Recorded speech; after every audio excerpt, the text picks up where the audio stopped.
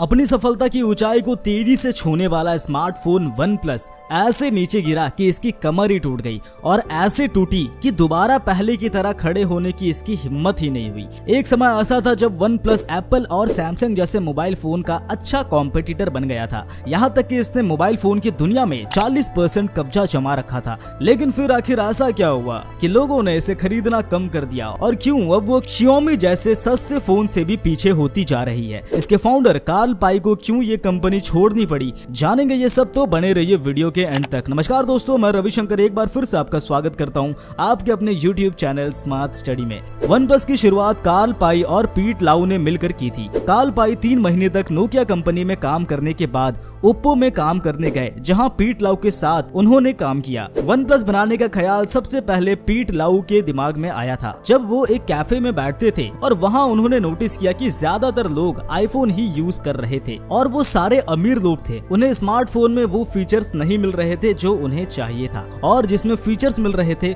उस फोन की शक्ल मतलब डिजाइन उन्हें पसंद नहीं आ रही थी। और तो और एंड्रॉइड फोन में पुअर बिल्ड क्वालिटी, लेगी सॉफ्टवेयर और सिक्योरिटी में कमी होने की वजह से लोग परेशान हो गए थे। पर लोग करते भी क्या, अब हर कोई तो आईफोन खरीद नहीं सकता ना। तो लोगों की इसी परेशानी को दूर करते हुए पीट लाउ और कार्ल पाई ने एक मोबाइल फोन बनाने की सोची जिसमें शक्ल के साथ अकल भी रहे और ज्यादा भाव भी ना खाए, मतलब डिजाइन के साथ साथ अच्छे फीचर्स भी मिले और प्राइस भी ज्यादा ना हो। पीट लाउ और कार्ल पाई दोनों ओप्पो कंपनी को छोड़कर अपने मोबाइल बनाने में लग गए, जिसका नाम दिया वन प्लस, यानी एक कदम आगे। शुरुआत में ये 5 पांडवों की तरह सिर्फ 5 लोग ही थे। इन लोगों ने मार्केट में रिसर्च करने के बाद लोगों की पसंद वाली आईफोन जैसा ही एंड्रॉइड फोन सोचा और मोबाइल बनाने के काम पर लग गए। अपने मोबाइल को लॉन्च करने के पहले ही इन्होंने अपने मोबाइल की एडवर्टीजमेंट शुरू कर दी और 2013 में पहला स्लोगन निकाला, नेवर सेटल, और एक ऑनलाइन कम्युनिटी बनाया जिसमें वन प्लस की न्यूज के जरिए लोगों को ये अट्रैक्ट करता गया। और जैसे किसी फिल्म के ट्रेलर देख लोग टिकट बुक कर लेते हैं,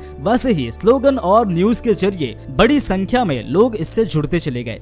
23 अप्रैल 2014 को वन प्लस ने अपना पहला स्मार्टफोन लॉन्च किया, वन प्लस वन। अब क्योंकि कंपनी नई थी तो कार्ल पाई को लगा कि कस्टमर आने में थोड़ा टाइम लगेगा, इसलिए स्टार्टिंग में उन्होंने इसके सिर्फ 1000 यूनिट ही मैन्युफैक्चर करवाए थे। पर उन्हें क्या पता था कि इस नए फोन की ऐसी लूट मचेगी कि सिर्फ 1 साल में ही 10 लाख से ज्यादा लोग इसे खरीद लेंगे। और वन प्लस वन ने कम समय में ज्यादा फोन बेचने का रिकॉर्ड तोड़ दिया। पर ये रिकॉर्ड टूटने के पीछे भी 2 कारण थे। कंपनी ने अपने फोन की मार्केटिंग के लिए लोगों को 2 बात कही। पहला ये कि आप इस फोन को तभी खरीद सकते हैं जब आपको इस फोन को यूज कर रहे आपके दोस्त या रिश्तेदार आपको सजेस्ट करें, और दूसरा ये कि आप अपने पुराने फोन को तोड़कर वीडियो सोशल मीडिया पर अपलोड करें और बदले में हम आपको नए फोन वन प्लस वन सिर्फ $1 में देंगे। और इस कैंपेन का नाम दिया स्मैश द पास्ट। अब लोगों का क्या, फ्री की चीज मिले नहीं की भीड़ लगाना शुरू कर दिया और सिर्फ $1 में वन प्लस के मोबाइल पाने के लिए लोगों ने अपना फोन को धड़ाधड़ तोड़ना शुरू कर दिया। और सिर्फ एक हफ्ते में ही 1,40,000 लोगों ने अपना फोन तोड़ डाला और जबरदस्ती ही सही पर वन प्लस वन का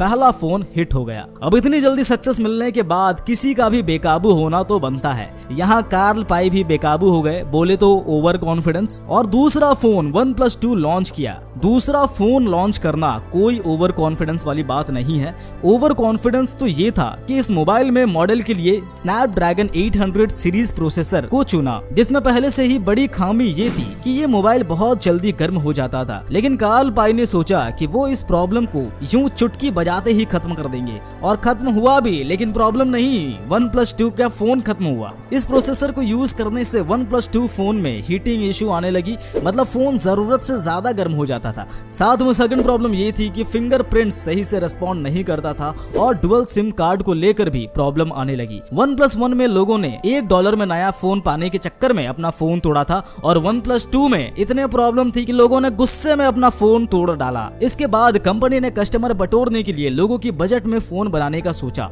और 2015 में एक और सस्ता फोन लॉन्च किया सिर्फ 17,000 रुपए में, जिसके फीचर्स में 8 megapixel selfie camera, 13 megapixel main camera, 16 GB internal memory और 3 GB रैम के साथ ये लोगों की जरूरत के हिसाब से फिट बैठने वाला फोन था।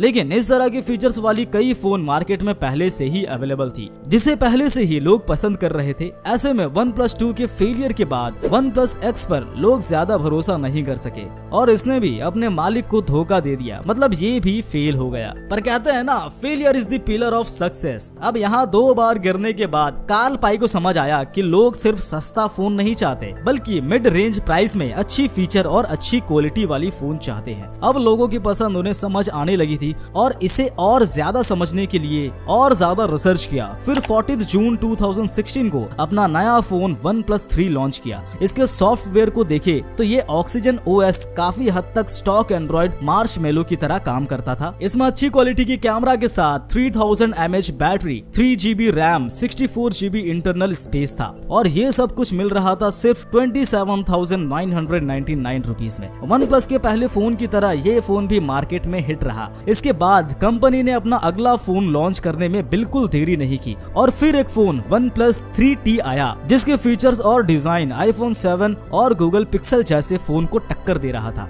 मिडिल क्लास लोगों के लिए ये फोन यूज करना किसी आईफोन यूज करने जैसा था।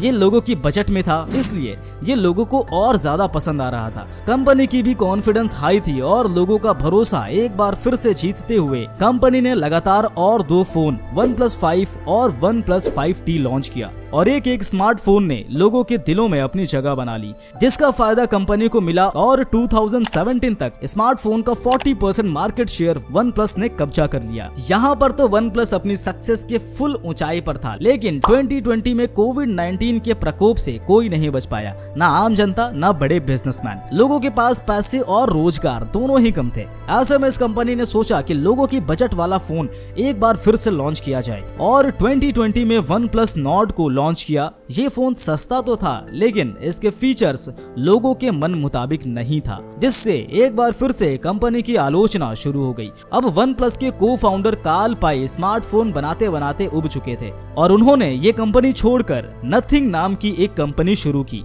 और उसमें वो इसी फील्ड में आगे चेंजेस करना चाहते थे। ये ऐसे फीचर्स लाना चाहते थे जो अब तक बाकी की कंपनी नहीं कर पाई है। कार्ल पाई की कंपनी छोड़ने के बाद OnePlus को संभालने वाला कोई नहीं था और वो कस्टमर जो इस पर ट्रस्ट करते थे वो भी इससे दूर होते चले गए।